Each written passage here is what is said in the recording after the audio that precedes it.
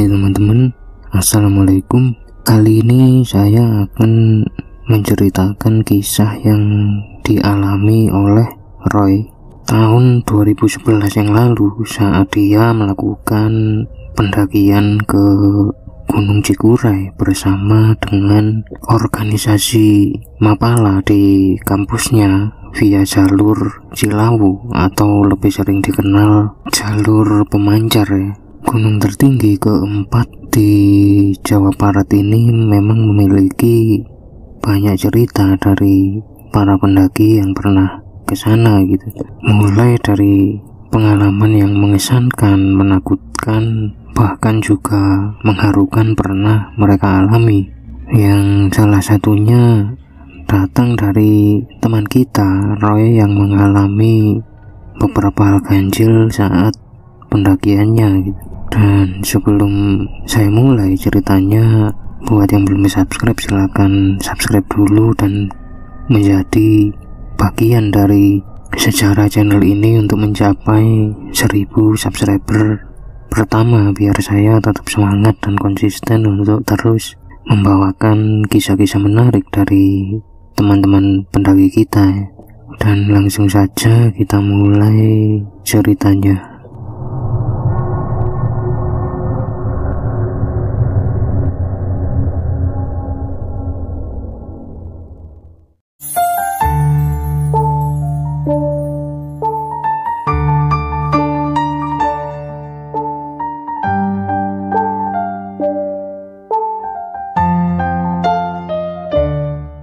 Kisah ini dimulai saat Roy bersama 11 rekannya dari organisasi Mapala di kampusnya memutuskan untuk melakukan pendakian ke Cikuray untuk mengisi hari libur mereka gitu. Mereka memilih Gunung Cikuray karena sebagian besar anggota Mapala belum pernah mendaki ke sana gitu. Setelah melakukan persiapan yang matang dan pembekalan dari senior mereka, akhirnya hari yang mereka tentukan pun tiba. Mereka saat itu berkumpul di area kampus, yang kemudian mereka segera berangkat dengan menggunakan bus menuju terminal Guntur di Garut ya, dan langsung melanjutkan ke arah Cilawu saat itu. Perjalanan mereka sangat lambat karena kondisi jalan yang macet parah, sampai akhirnya mereka baru sampai di pos 1 pemancar ini menjelang sore. Sesampainya di sana, mereka segera mengurusi maksi karena pos pendaftaran keburu mau tutup. Selesai simaksi, mereka pun istirahat dan berencana memulai pendakian sehabis maghrib. Menjelang maghrib, saat mereka istirahat, datang lagi seorang pendaki yang berjalan mendekati rombongan Roy untuk bertanya gitu, apa posnya masih bisa ngurus apa gimana gitu. Mereka pun menjawab pos sudah tutup gitu. Dan pendaki ini terlihat sekali ekspresi kecewanya gitu. Roy yang sejak awal melihat pendaki ini perlahan mulai merasa tertarik dan terus memperhatikan gerak-geriknya gitu, sampai akhirnya entah apa yang Roy pikirkan, Roy pun berdiri menghampiri pendaki ini. Roy pun bertanya, "Maaf mbak, namanya siapa ya?" Dia pun menjawab, "Aku Vina mas." "Oh emang mbak mau mendaki sendiri gitu?" "Oh enggak mas, aku udah janjian sama teman-teman untuk ketemu di sini, tapi kayaknya aku kecepatan sehari, mungkin besok mereka baru ke sini." Roy pun saat itu menjawab ya, "Oh ya udah, perkenalkan nama saya Roy. Kalau Mbak Vina mau mendaki bareng, ya udah ikut kita aja daripada di sini sendirian nungguin sampai besok gitu." Beberapa teman Roy kaget dengan kata-kata Roy karena mereka sebenarnya tidak mau melanggar aturan dan mengajak anggota yang mendaki tanpa melakukan simaksi gitu.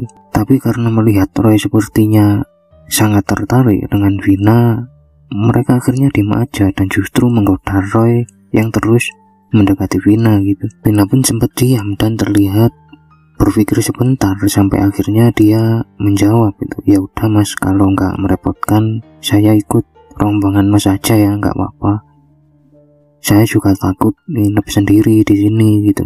Roy pun segera menoleh ke teman-temannya dengan wajah sumringah dan seperti memberi kode lah ke teman-temannya ini gitu. Entah bagaimana teman-teman Roy ini yang sepertinya paham kembali mengatur formasi pendakian yang sebenarnya sudah mereka tentukan tadi gitu. Yang awalnya Roy menjadi leader di depan jadi menjadi sweeper di belakang dan Vina berada di depan Roy untuk memudahkan Roy mendekati Vina gitu.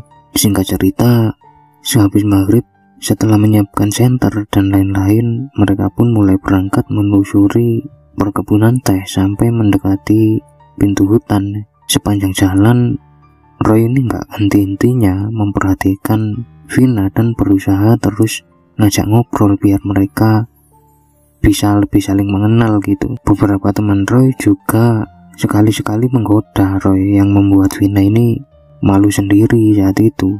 Nah, setelah hampir 1 jam jalan, mereka pun mulai mendekati area pos 2 ya. Saat itu Roy tiba-tiba terjatuh karena tersandung akar pohon. Nah, Vina pun segera membantu Roy untuk berdiri gitu. Tapi begitu dia berdiri, wajah Roy ini mendadak pucat karena dia melihat di area pos 2 yang ada di depannya ada sosok hitam besar yang terlihat berdiri di salah satu sudut di pos 2 gitu. Wajahnya hancur, bertaring dan penuh dengan darah gitu. Roy saat itu seperti kaku karena kaget dan ketakutan. Vina yang melihat keadaan Roy akhirnya berbisik ke Roy gitu. "Kamu juga lihat ya Roy? Udah nggak apa-apa, dia nggak akan ganggu kok. Ayo kita lanjut lagi gitu." Roy yang terkejut dengan kata-kata Vina pun tanya gitu, "Emang kamu bisa melihat yang kayak gitu ya Vin?" "Iya, dari dulu aku bisa lihat mereka. Udah ayo jalan," kayak gitu. Roy pun menurut dan mulai lanjut jalan saat itu.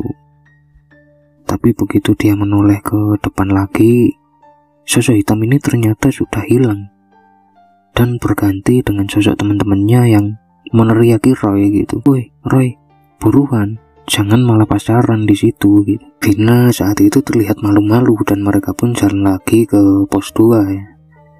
Sesampainya di sana, ketua rombongan meminta anggotanya untuk istirahat karena selanjutnya merupakan jalur terpanjang yang menuju ke arah pos 3 gitu. Setelah puas beristirahat, mereka pun lanjut lagi ke arah pos 3. Makin lama jalur mulai didominasi oleh akar-akar pohon. Vina beberapa kali sempat hampir jatuh tapi berhasil ditahan oleh Roy yang malah membuat teman-teman di depannya ini makin sengit untuk terus menggoda Vina dan Roy gitu. Roy sebenarnya senang-senang aja digoda sama teman-temannya karena ya emang udah terbiasa gitu. Tapi di sisi lain, entah kenapa Roy juga merasa ketakutan di saat yang sama. Roy merasa banyak sekali yang mengawasi mereka di sepanjang jalur. Vina rupanya tahu pikiran Roy dan dia pun bilang, "Udah Roy, jalan aja, gak usah mikir macem-macem." Nah, mendengar kata-kata Vina ini, Roy pun terkejut dan makin kagum dengan kemampuan Vina. Di tengah perjalanan, salah satu teman Roy yang ada di depan mengeluh kecapean karena tas keril yang dia bawa ini terlalu berat gitu. Ketua pun memutuskan untuk istirahat dulu sambil minum-minum untuk melepas lelah gitu.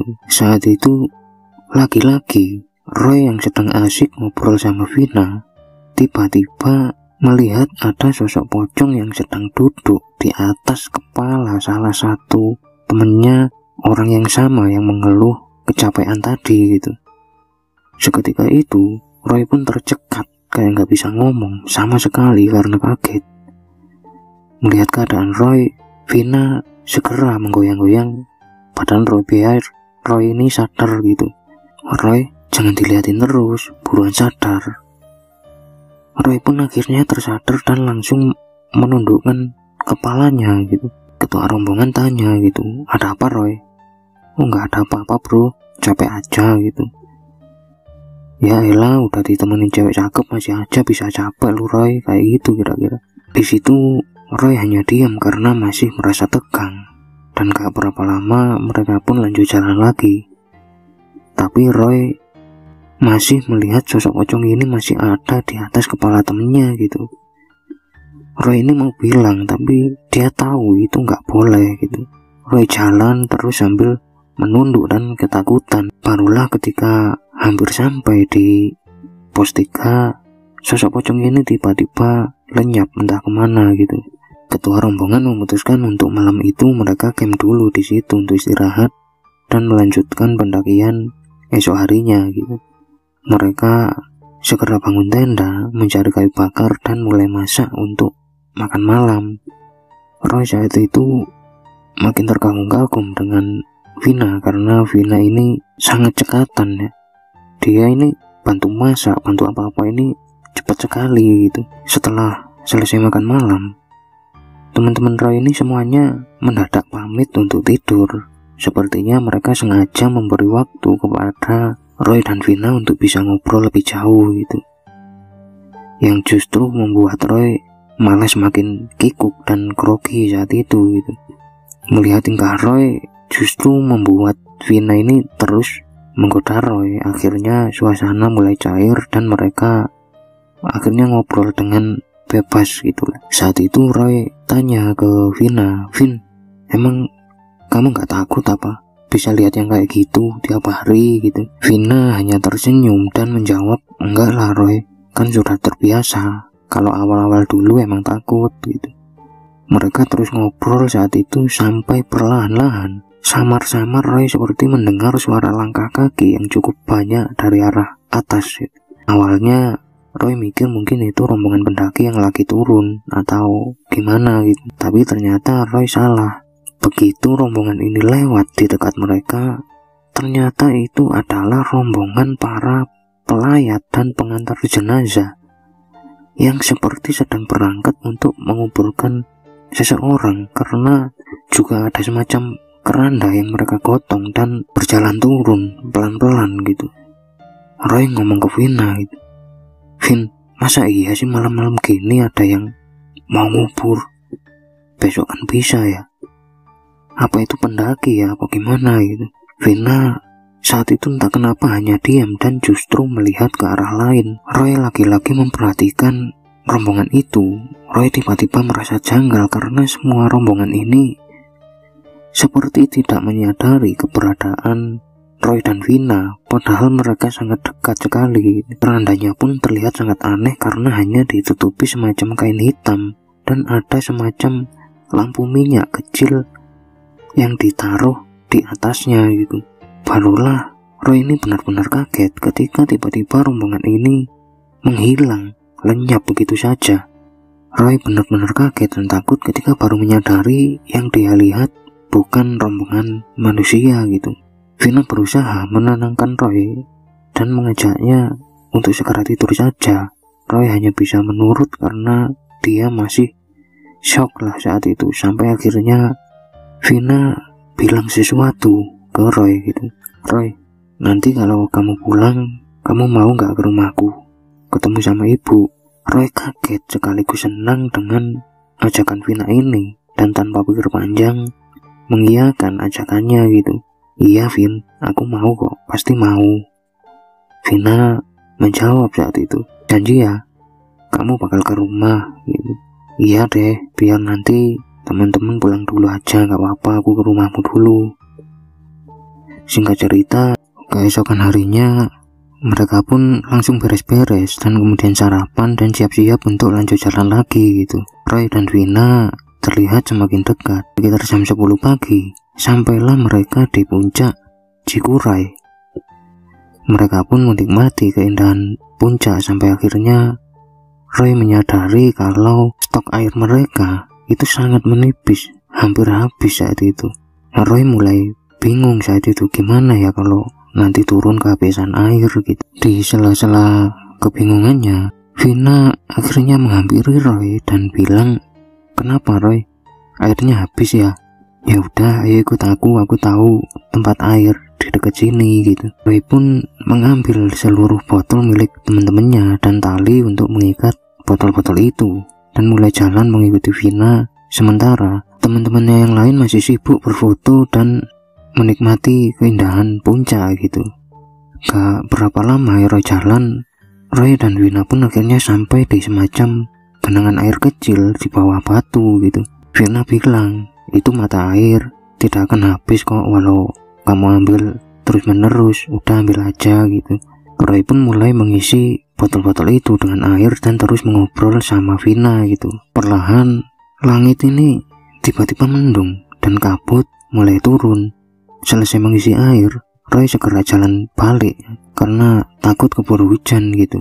Tapi begitu sampai di puncak, teman-teman Roy ini berlarian menghampiri Roy dan memeluk Roy. Roy tanya saat itu, "Loh, ada apa? Ngapain kalian ini?"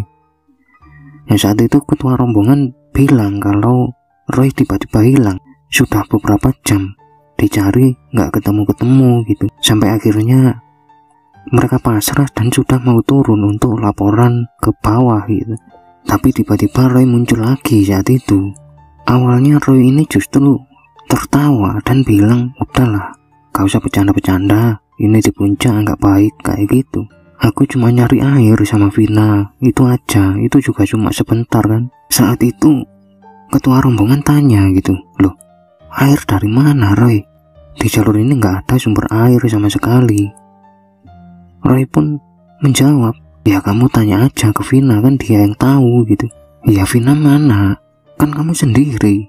Aku kira Vina tadi turun duluan." Nah disitulah baru Roy ini menyadari ternyata Vina sudah nggak ada.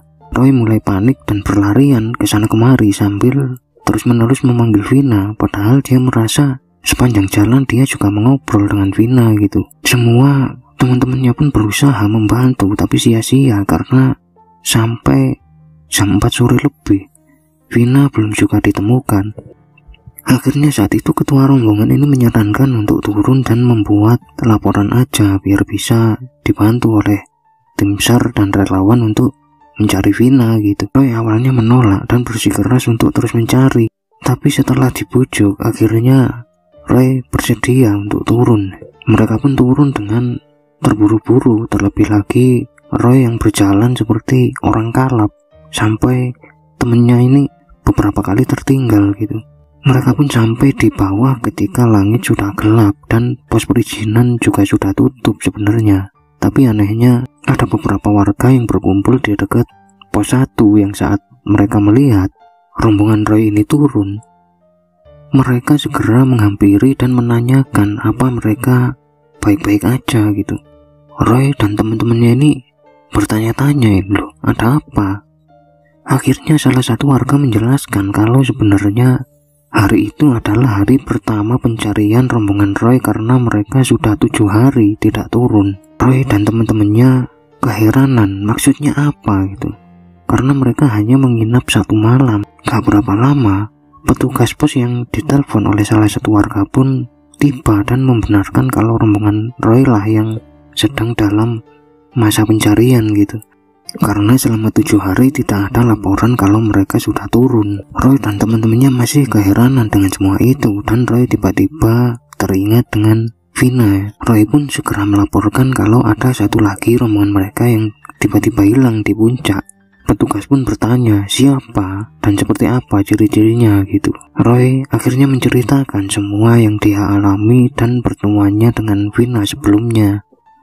Mendengar cerita Roy, petugas ini sempat merasa keheranan gitu, kayak lagi mikir gitu. Dia pun segera mengambil semacam arsip yang ada di laci tempatnya berjaga dan mulai membuka arsip-arsip itu. Nah, setelah dia menemukan yang dia cari, dia pun menunjukkannya kepada Roy dan teman-temannya gitu. Hal pertama yang terlihat dengan jelas adalah foto Vina yang terpampang di arsip itu, yang di bawahnya ada keterangan. Itu adalah foto terakhir Vina sebelum dia dinyatakan menghilang beberapa tahun yang lalu dan belum ditemukan sampai sekarang. Roy berkali-kali melihat arsip dan foto itu untuk meyakinkan apa itu benar Vina yang dia kenal selama pendakian gitu. Dan ternyata itu benar-benar Vina. Roy terduduk lemas ketika mengetahui kenyataan itu karena dia sudah terlanjur merasa sangat nyaman dan bahkan mulai sayang dengan Vina. Malam itu mereka diminta untuk tidur di sana dan pulang esok hari saja, biar petugas bisa membuat laporan kalau mereka sudah ditemukan gitu. Malam harinya ketika Roy tidur, dia bermimpi dihampiri oleh sosok Vina ini, yang kemudian sosok Vina ini bilang ke Roy gitu, "Maaf ya Roy, aku gak bisa menemani kamu pulang. Aku gak bisa ikut pulang. Tolong tempati janjimu untuk ke rumahku dan bilang ke ibu aku baik-baik aja di sini.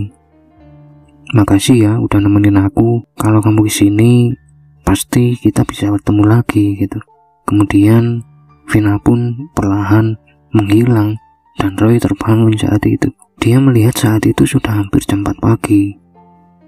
Dia menoleh ke sana kemari, teman-temannya masih tidur, dan saat itulah Roy melihat Vina yang berada cukup jauh dari tempat Roy sedang berdiri, seperti melambaikan tangan ke arah Roy. Entah kenapa Roy tiba-tiba menangis saat itu. Roy merasa terlalu susah untuk menerima kenyataan yang dia alami. Singkat cerita, setelah pulang dan menepati janjinya untuk ke rumah Vina, Roy kembali ke rumahnya dan sejak saat itu Roy sudah nggak pernah lagi melakukan pendakian sampai sekarang ya. Semoga apa yang dialami oleh Roy bisa memberi kita pelajaran sekaligus hiburan di masa pandemi ini ya. Semoga Roy ini selalu sehat dan makasih buat Roy yang sudah mau membagikan pengalamannya gitu. Semoga Vina tenang di alam sana dan sampai ketemu di cerita-cerita selanjutnya. Salam Sukmo, salam Rahayu.